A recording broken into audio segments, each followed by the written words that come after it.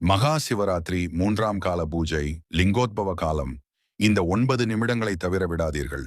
மகா சிவராத்திரி 3ஆம் கால பூஜை மிக சக்தி வாய்ந்த நேரம். இந்த முதல் 9 நிமிடங்கள் தான் சிவராத்திரியின் மையசக்தி நேரம். லிங்கோத்பவ காலம், லிங்கோத்பவ டைம்.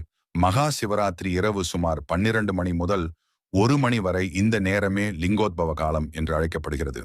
இந்த நேரத்தில்தான் சிவபெருமான் அனந்த ஜோதி வடிவில் வெளிப்பட்டார் என்று புராணங்களில் கூறப்படுகிறது. இந்த 1 மணி நேரம் மிகவும் புனிதமானது. இந்த நேரத்தில் ஜெபம் செய்தால் பலன் பல மடங்கு அதிகரிக்கும். 3வது கால பூஜை முறைகள் முதலில் சிறிது தண்ணீர் அபிஷேகம் செய்யவும், தீபம் ஏற்றி சிவபெருமானை தியானிக்கவும்.